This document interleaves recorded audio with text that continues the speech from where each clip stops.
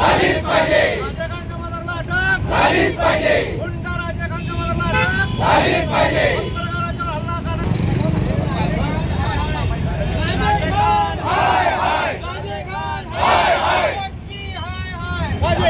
काल मुरगुड येथे दैनिक सकाळचे पत्रकार प्रकाश दिराळे यांच्यावर मुरगुडचे माजी नगराध्यक्ष राजेखान जमादार यांनी केलेल्या मारहाणीचा मी महाराष्ट्र राज्य मराठी पत्रकार संघाच्या वतीनं सर्वप्रथम निषेध व्यक्त करतो. पत्रकारांच्यावर जीवघेणा हल्ला होण्याचं प्रमाण हे दिवसेंदिवस वाढत आहे. या हल्ल्यांमध्ये बऱ्याच पत्रकारांना जीवसुद्धा गमवावा लागलेला आहे आणि दिवसेंदिवस ह्या वाढणाऱ्या मारहाण हल्ल्याचं प्रमाण हे खास करून राजकीय पक्षांच्या पदाधिकाऱ्यांच्याकडून होताना दिसत आहे.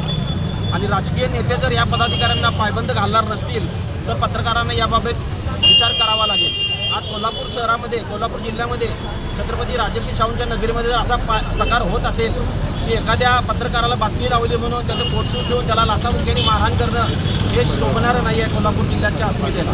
त्यामुळे कोल्हापूरच्या नेत्यांनी या अशा गुंड प्रवृत्तीच्या राजेखान जमादारला पदावरून ताबडतोब हकालपट्टी करावी अशी आम्ही कोल्हापूरच्या पत्रकार संघाच्या वतीनं आणि पत्रकार बांधवांच्या वतीनं मागणी करतो. आणि याबाबत असा पुन्हा प्रकार घडू नये याची नोंद पत्रकार बांधवांनी सुद्धा आपण घ्यायला पाहिजे आणि याबाबत संरक्षणात्मक उपाययोजना सुद्धा करायला पाहिजेत. आणि यामधून मी पोलीस डिपार्टमेंटचं सुद्धा मी यामध्ये कौतुक करतो की त्यांनी गुन्हा दाखल करून त्याच्यावर कारवाई केली.